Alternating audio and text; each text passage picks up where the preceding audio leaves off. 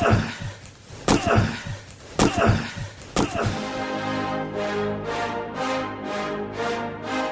rolls out to the right, pitches off to Taylor, and Taylor's to the 20, down to the 15, down to the 10, 5, 4, 3, 2, 1. Touchdown, Billy Taylor! Touchdown, Billy Taylor! Billy Taylor scored a touchdown from 21 yards out. The crowd goes berserk. It was November 22nd, 1969. That they came to Barry, Michigan, all dressed in maize and blue. The words were said, the prayers were read, and everybody cried. But when they closed the coffin, there was someone else inside. Oh, they came to Barry, Michigan, but Michigan wasn't dead. And when the game was over, it was someone else instead. 11 Michigan Wolverines put on the gloves of gray, and as the organ played the victors, they laid Woody Hayes away. Under center is Wangler at the 45. He goes back. He's looking for a receiver. He throws downfield to Carter.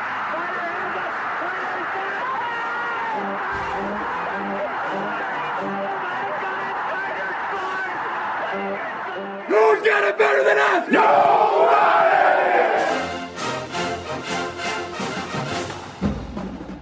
Welcome to the Michigan Man Podcast on Wolverine Sports Radio, a member of the V Sporto Network, and in partnership with SB Nation's Maize and Brew, for Wolverine fans from coast to coast. Go Blue, and welcome to the bye-week edition of the show. I'm your host, Mike Fitzpatrick. If you're like me, you're still savoring that total beatdown we put on Penn State last Saturday. And I'll be the first to say, I didn't see that coming. I expected a dogfight, but I always enjoy a comfortable win even more, even though I was anxious at halftime after we dominated that game and held only a 2-point lead. All ended well, though. So now we're 7-0, have a bye week to mend up, and of course prepare for a game under the lights with Sparty. We'll have more time next week to discuss that. I thought with the bye week it was a perfect time to catch up on what's happening with recruiting. We're in the home stretch for the class of 2023. Yes, we're rated number 26 by On3 and Rivals right now, but that could and will change in the coming weeks. The staff is on the road visiting our commits and those players who have yet to give their verbals. It will be a great opportunity to close with some of these kids. Next week will be another big recruiting opportunity with a great environment against Sparty.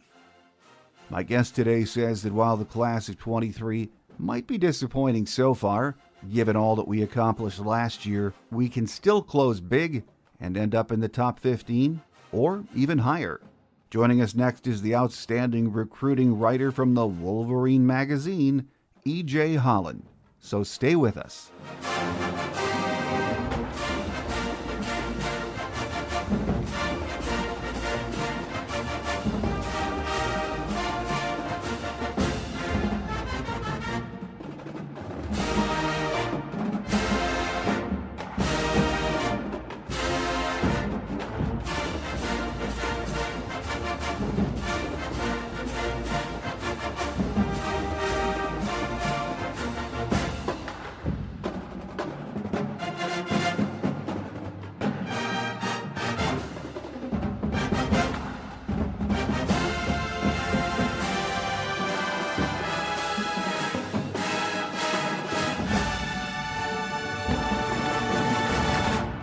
Here with us on the show this week is the outstanding recruiting writer for the Wolverine, EJ Holland. I thought it would be a perfect time with the bye week here to catch up on what's happening on the recruiting trail. So welcome to the show, EJ. No, thanks for having me. Glad to be back on. It's been a little while. It has been a while. Once the old season starts going, we sort of slack off on the recruiting news, but it's out there, and this is a huge time of the year, especially for Michigan. And last weekend was another big recruiting opportunity with some big-time talent in attendance. And I know we received a verbal on Monday from a very familiar name to Michigan fans, Kendrick Bell. I'm not sure if he was at the game or not, but tell us about this kid and why Michigan likes him. Yeah, so Michigan just picked up a commitment from three-star athlete Kendrick Bell. He was on campus over the weekend, made his official visit, and the Wolverines sealed the deal there. No surprise, he is the younger brother of Michigan wide receiver Ronnie Bell. Michigan offered him earlier in the fall and instantly became the team to beat. Obviously, with the family connections and just the tie to the program. And so Kendrick is definitely an intriguing athlete. He plays quarterback at the high school level.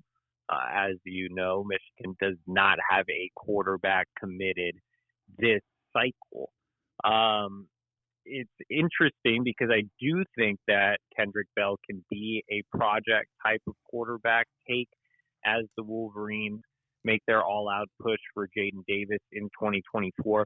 But he definitely offers some upside in other positions. He could be a wide receiver like his older brother.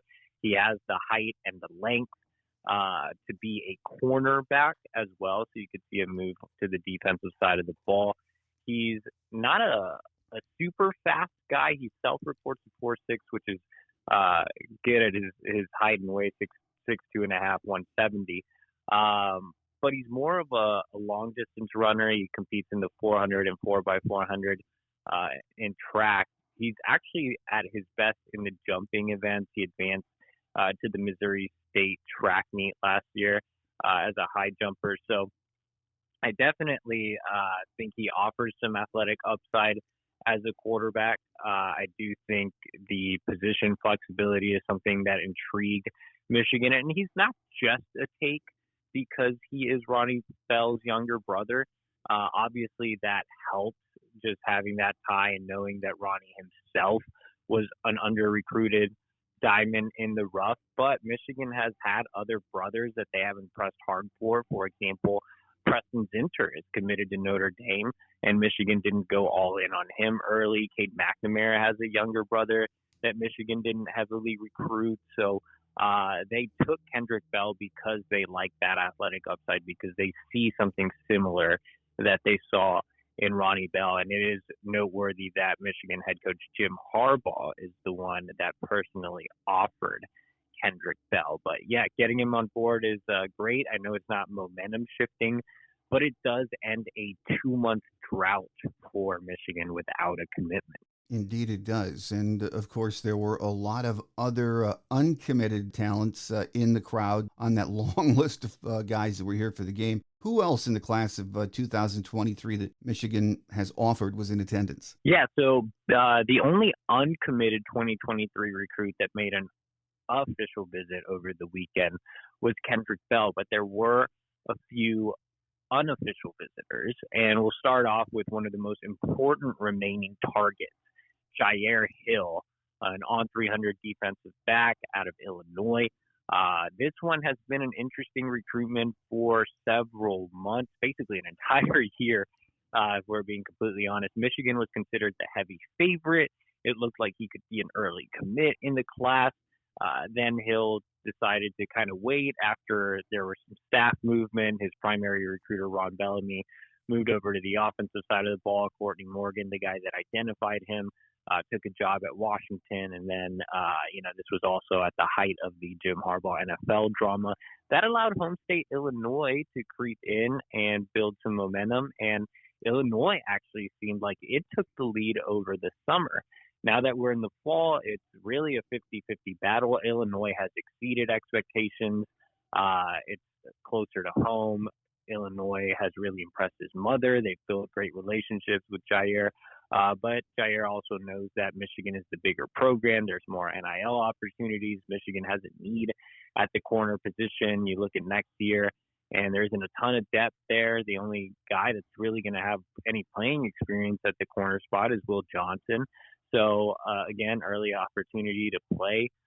Michigan, obviously, again, the better program, but there are some pluses for Illinois as well. I think this weekend went a long way in impressing Jair and especially impressing his mother. Like I said, I still think this is a 50-50 battle. I wouldn't be surprised if he is back for another unofficial visit when Michigan plays Illinois next month. But he is a priority at the corner position. He's a kid that runs in the 10-7s. So he's a fast kid. He's athletic. He's arguably the most explosive offensive weapon in the state of Illinois as well. He's extremely versatile, but again, Michigan likes him as a tall, long corner at about 6'2", 170. Other unofficial visitors, a little bit of a surprise here. Consensus 4-star wide receiver Carmelo English out of the state of Alabama was on campus. English, a former Auburn commit that actually made an official visit to Michigan in the summer. Backed off of his pledge to Auburn, now on the open market. Michigan has risen up as a true contender in this recruitment and may have the lead coming out of this weekend. Ron Bellamy has quietly been putting in a ton of work with English, his family, and those around him. I think this one is a Michigan-Kentucky battle as things stand right now. Kentucky offers him the opportunity to stay in the SEC, a little closer to home, a little more climate friendly in terms of what he's used to being in the South. But again, Michigan, the superior program, the relationship with Bellamy is strong, and it looks like English is going to be back for another visit closer to signing day. So I really like where the Wolverines stand with English coming out of that big weekend. The Wolverines already have 2 wide receivers committed in Frederick Moore and Samaj Morgan, but they'd like to add another to the class, and English is at the top of the board. The other 2023 unofficial visitor on campus was Taliafi Ta'ala, consensus 4-star offensive lineman from Utah. Michigan has expanded its offensive line board, and we've talked a lot about top targets like Nathan Afobe and DJ Chester and Spencer Fano, and not so much about Ta'ala. He's a quiet kid by nature. He's also a kid that Michigan wanted to evaluate a little bit more, but they brought him on campus this weekend. Things went extremely well. He's 6'5", 295 pounds. He's listed as a tackle, but probably projects better as an interior offensive lineman. You know, those Utah kids are big, physical road graders. I've covered quite a bit of them during my time in the recruiting industry. I just love Utah offensive linemen. It seems like Coach Moore is liking them more and more as well. But yeah, I thought the visit went well. The other schools really involved here are Arizona and Oregon State, so not great competition. The only advantage that those schools might have over Michigan are the fact that they are a little closer to home. They offer that West Coast vibe. But even I was looking at the map, right? Like even Tucson is like 12 hours away from his hometown in Utah. Oregon State is way up there at the corner of the map. So it's not like distance should be that much of a factor, maybe cultural, maybe vibe. But I thought Michigan impressed them. Obviously, the offensive line was terrific. Michigan ran the ball at will. Both Blake and Donovan had terrific games.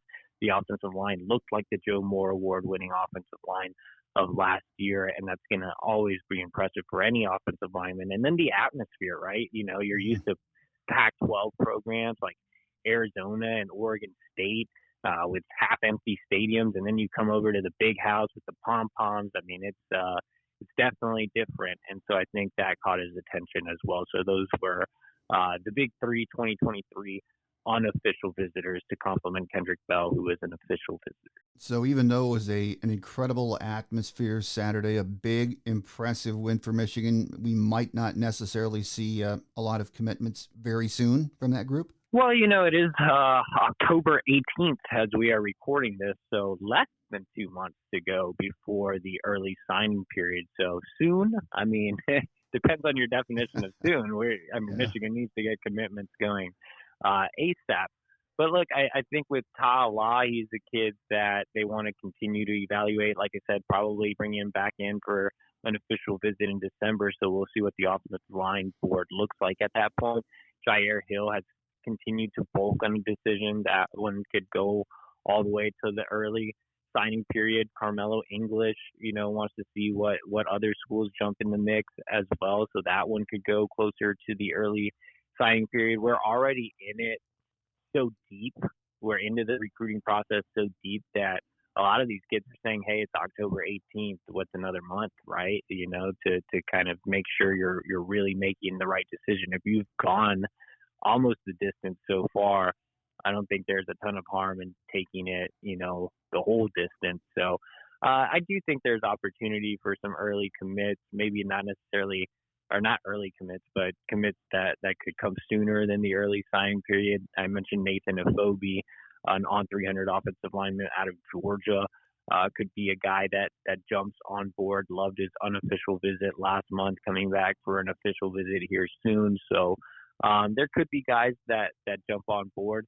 Michigan recruiting is a little disappointing this cycle, considering the college football playoff appearance a year ago and the strong start to this season. But the Wolverines showed last year when they were in a somewhat similar position that they are very capable of closing strong. EJ, one of the questions that I am still getting from listeners, and the several emails a week, concerns Dante Moore. The question is always the same. Is Michigan still recruiting Dante, maybe even just keeping in touch with him, or have they just let that go? There's some contact there, but I don't think there's any reason for anybody to get excited or to have any sorts of optimism. Maybe if Dante is spotted on campus for the Michigan State game, for example, then yeah, you can get excited. But the Wolverines are all in for Jaden Davis, and I don't anticipate, Dante being on campus for that Michigan State game. That was more of a hypothetical, especially with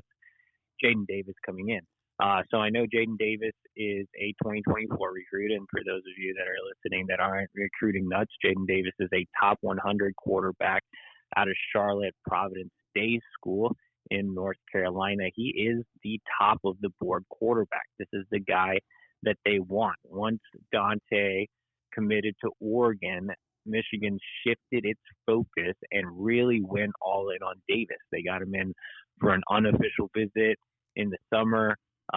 Again, in the summer, they got him on campus for yet another unofficial visit last month for the game against Hawaii, and now they're getting him in this month for the game against Michigan State. That's a lot of visits. The other schools that are in contention for Davis, Georgia just picked up another commitment in the 2024 class at quarterback, so I think you can scratch the Bulldogs off. Alabama, they're still evaluating their 2024 quarterback board, so they're not pressing super hard. Penn State, is Penn State. I don't really consider them too big of a factor. He just visited Tennessee over the weekend, but Tennessee has a 5-star quarterback committed in 2023. And so the biggest competitor here is Clemson, but Clemson is also looking at DJ Lagway, another highly touted prospect in 2024. So the school that makes the most sense is Michigan. At some point you'd like to see Michigan close.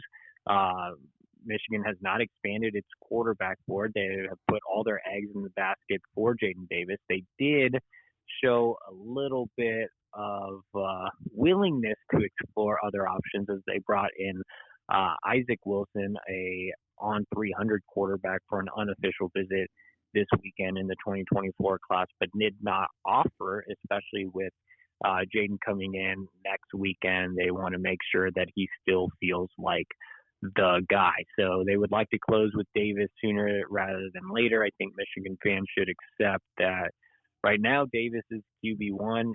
Dante is a bit of a distant dream at this point. Well, the season Michigan is having right now, a lot of kids who may be committed to other teams might be reconsidering given what's happening with their team. I've read especially some Notre Dame kids. Can you give us some names of players Michigan might be working hard to flip? Yeah, I think right now with flips being so sensitive, especially with a school like Notre Dame that has all these weird no visit policies, Michigan would like to keep some of those names under wraps. I think guys that could potentially look around, specifically Notre Dame, you have Jaden Osbury, top 100 linebacker out of Louisiana. If you remember last year, Michigan flipped Amorion Walker from Notre Dame during the early signing period, and he was also from Louisiana. Ron Bellamy, Michigan's wide receiver coach and area recruiter in Louisiana, is a Bayou State native. He's a guy that has strong connections throughout the state of Louisiana and has been hard at work on Osbury, as has Michigan linebackers coach George Hilo. Michigan needs another linebacker commit this cycle. They only have one in Samaj Bridgman. So I think Osbury's a potential candidate. I think Charles Jagusaw, a 5-star offensive lineman, is a potential candidate. Michigan finished a bit of a distant second there, but still second in his recruitment. So those are guys that, come to mind in the 2024 class. You had a Notre Dame commit on campus in Brandon Davis Swain, top 100 defensive lineman out of West Bloomfield. I just mentioned Ron Bellamy. He was the head coach at West Bloomfield, coached Davis Swain. This is actually his second time on campus this fall. So if the Wolverines make a push for Brandon Davis Swain, who's a little bit of a tweener, not exactly a true scheme fit, being reevaluated for the Chris Jenkins role, then that could be a potential flip candidate for next cycle. I think you look around the country and Michigan's still recruiting guys committed elsewhere. They're actually going to see Florida defensive back commit Aaron Gates later this week. So they're still, in the mix there. That could be a potential flip candidate. Oklahoma looks like, dumpster fire right now. Michigan finished second for Jacoby Johnson, one of the top safety recruits in the country. That could be one where they could quietly, make some noise. So we'll see. It'll be interesting to see if some of these other guys pop up on campus for visits. Until then, guys that are committed elsewhere are probably going to be kept under wraps as they're more sensitive recruitment. Well, there's no question we're off to a slow start with this class of 23. That has happened before in other recruiting cycles. I think we're ranked 28th right now, right in that area. Is there a real concern this class could finish maybe, let's say, outside of the top 15? Yeah, I mean, that's definitely a possibility. So right now on the On3 consensus rankings, Michigan is 26th. The last time I looked at it when Kendrick Bell committed last night. I'm just going to pull up the rankings really quick right in front of me. You look at the schools that are ranked ahead of Michigan. Remember, Michigan only has 15 commitments right now. You look at the schools that are right ahead of Michigan. So Texas Tech, Baylor, North Carolina, those schools all have more commitments than Michigan. You look at schools that are even higher on the list, like Stanford. They don't traditionally close super strong. You look at Michigan State; they're not having a very good season, and if Michigan pounds them in the Big House, then they could collapse. Florida State's having all type of internal issues. They could be a team that falls down the rankings. Louisville has built their class based on NIL. Who knows if that'll actually come into fruition once players have to sign papers. So there are some schools that could definitely drop depending on how things shake out over the next couple of months, and that could allow Michigan to rise. And like I said, there are still a handful of schools that just have more commitments than Michigan, and maybe they're getting more points at this time, but will likely fall. I mean, you look at Texas Tech in particular, that's ranked right ahead of Michigan. They have 26 commitments, and they have entire 1 point, which is big in the recruiting rankings. I know 1 point doesn't seem like a lot, but 1 point in the recruiting rankings is like 100, and they are more than a full point below Michigan average recruit rating, which means Michigan has the stronger class, just lower numbers right now. It is possible that Michigan finishes outside of the top 15 if they don't have a magical close like they did last cycle, which took a lot of chips falling in the right places. I do think Michigan can get into that top 15 range at this point. I do not expect them to be in the top 10 like last cycle. I think top 15 is a possibility. I think top 20 is a little more safe. I think top 25 is still a guarantee, though. Well, with this being the bye week, most of the staff is out on the recruiting trail. I've heard a couple of the coaches are headed down to Georgia. Who are some of the names they're visiting, not only in Georgia, but elsewhere? Yeah, they're going to see all their top 2023 recruits. The bye week, gives them time to head around the country, see commits as well. Ron Bellamy was in St. Louis yesterday, seeing Michigan wide receiver commit Frederick Moore. He's actually traveling to Washington, D.C., and we'll see five-star athlete Nicholas Harbor, who remains the top overall target this cycle. You mentioned, Michigan's going down to Georgia. They're going to hit the Peach State hard. Sharon Moore is going down there to see a pair of on 300 offensive linemen and Nathan Afobe and DJ Chester. Michigan defensive coordinator Jesse Minter is in-house handling some team duties, but he'll be out on the recruiting trail later in the week. I mentioned that Michigan would see Florida commit Aaron Gates. It's actually Minter that will be seeing him. He'll also see four-star defensive lineman Caden McDonald, who remains a top priority and has Michigan in his top group with a commitment date of October 31st, right around the corner. Those are some of the bigger names that Michigan's going to see. Like I said, Nicholas Harbor's the top overall target on the board. Caden McDonald's the top defensive line target on the board. Aaron Gates is one of the top defensive back targets on the board.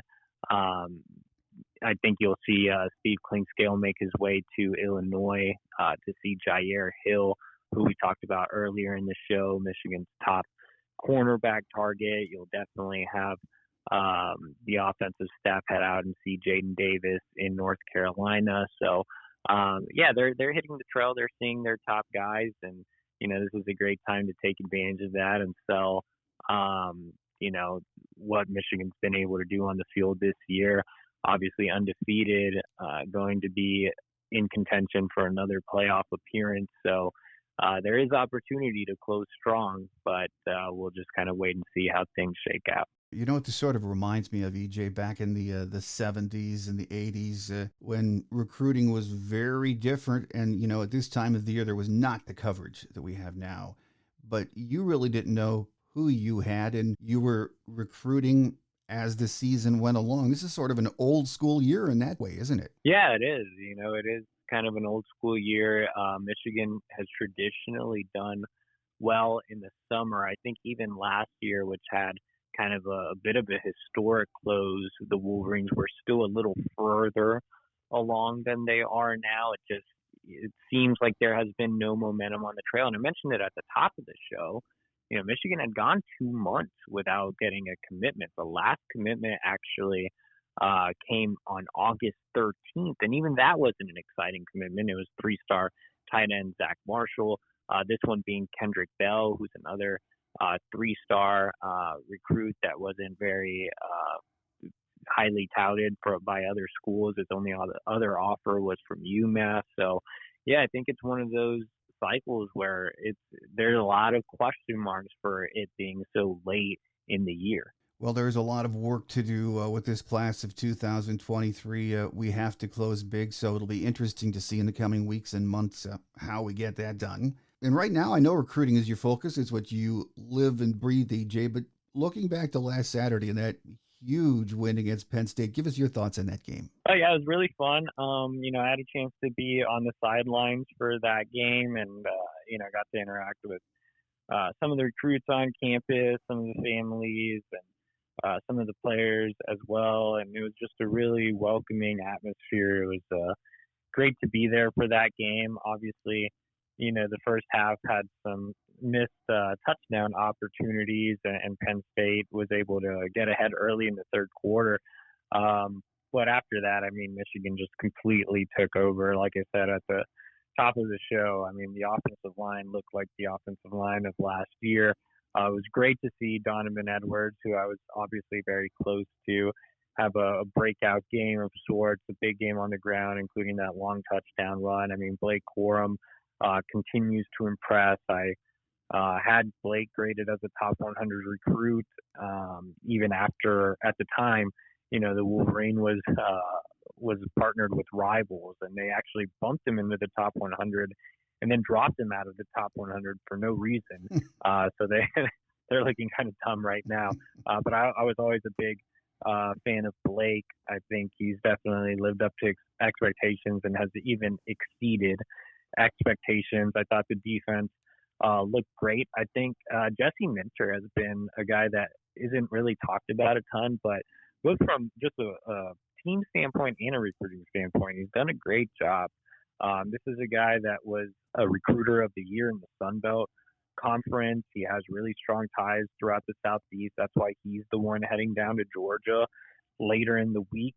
He's done really great at recruiting some of those kids and keeping Michigan in the mix. And then when you watch the defense, it doesn't look all that different from last year, even though Michigan obviously lost some star power there with David Ojabo Aiden Hutchinson. I mean, a lot of these, blitzes and schemes that he's running are very complex and, have confused different offenses, including Penn State. He's done really well at making adjustments on the fly. And so I think Jesse Minter has been the perfect replacement for Mike McDonald.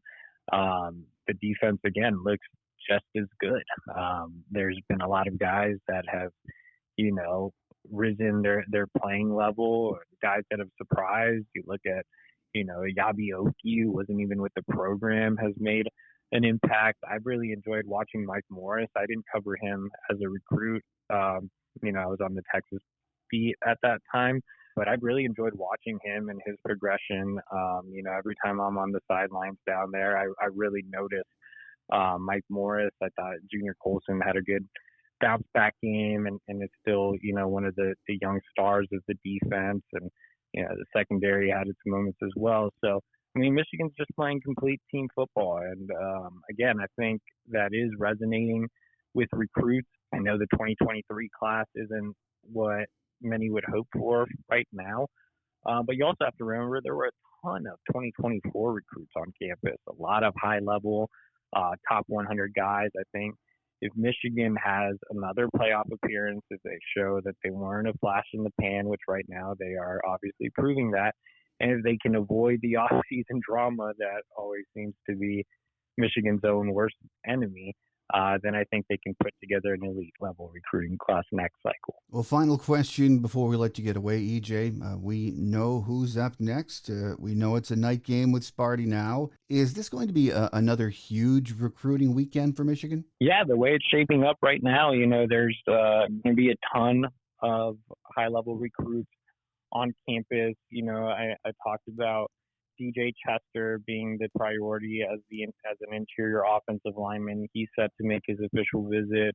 On 300 offensive lineman Spencer Fano out of Utah is set to make his official visit next weekend. You'll have a ton of high-level 2024 targets as well.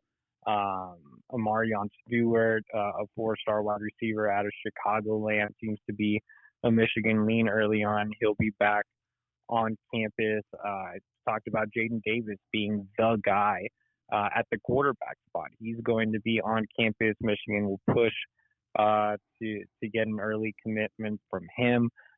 Several other underclassmen, even all the way down to 2025. You have top 100 quarterback Ryan Montgomery, who was on campus this weekend, making a return visit for the Sparty game. So I think you'll see a ton of Midwest flavor as well, with some in-state kids coming in and surrounding states coming in as well. So, yeah, I think it's going to be another big weekend. It's a night game. It affords some of these kids more time to get to campus. Sometimes when prospects have Friday night games, it's hard to get to Ann Arbor for big noon kickoffs. So the fact that they have a signature night game on Halloween weekend, I think it's going to be a tremendous atmosphere. It's going to be my first Michigan State game. So I'm super excited about it. I want to get the full experience. I want to show up there like at 3 p.m. and get all the tailgate food as possible, and then, get to the big house early and just really take it all in. It should be a ton of fun for recruits and players. And, you look at Michigan State, and obviously they've struggled. They had to go into multiple overtimes to get past a Wisconsin team that just fired their head coach. So, it's a rivalry game is always tough, but on paper it looks like Michigan should run away with this one. And if they do, the big house is going to be rocking. And anytime you have such a big win over a rival in a night atmosphere, I think you see kids get caught up in the moment and commit. So I think that, that's certainly a possibility heading into next weekend. Just some guys jumping on board. If you beat Sparty handily, if you have the big house just rocking, I think there's an opportunity for that for sure. And as we've said, just another great opportunity as far as recruiting. We need to finish big. A lot of work to do. Here with us on the show today as we get our recruiting update during bye week. He's the outstanding recruiting writer for the Wolverine, EJ Holland. EJ, our listeners always love hearing recruiting news, love hearing what you have to say, so we look forward to that next visit. I appreciate you for having me. If you guys aren't subscribed to the Wolverine.com, just a quick plug, you can sign up now for just $10 until next football season, that gets you premium access to all the recruiting information and team information. You can follow me on Twitter at EJ Holland on 3. Absolutely. It's well worth it. I have it and enjoy it. It's good stuff, so I highly recommend it to all of my listeners. So thanks again for being with us, EJ. Thanks for having me.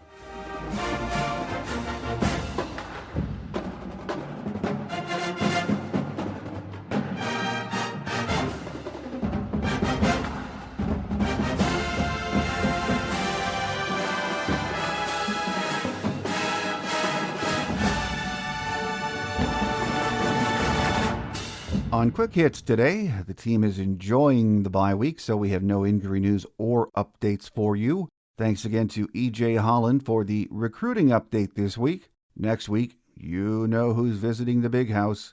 A Saturday night game under the lights with Sparty. It should be fun, and hopefully another statement win for us. We'll see. Rivalry games are tricky, and one thing never changes. This is Sparty's Super Bowl. Always has been, and if anything makes this game dangerous, that's it. On Tuesday's Visitors segment, we hope to have Spartan beat writer Graham Couch from the Lansing State Journal. Then on Thursday's Game Day show, editor John Fortin from the Wolverine. So enjoy the bye week and get ready for another showdown with those Spartans. I'm your host, Mike Fitzpatrick. Have a great Wolverine weekend, everyone. Until we meet again, take care. And as always, go blue. Thanks for joining us today on The Michigan Man, here on Wolverine Sports Radio, a member of the V Sporto Network, and in partnership with SB Nation's Maize and Brew. Our listener lines are open 24/7 for your calls at 313-263-4842. That's 313-263-4842. Or email us at themichiganmanpodcast@yahoo.com. That's the Michigan Man Podcast at yahoo.com. The Michigan Man Podcast is produced at the studios of Robin Lynn Productions, Allen Park, Michigan, and is not affiliated with the University of Michigan. Go Blue!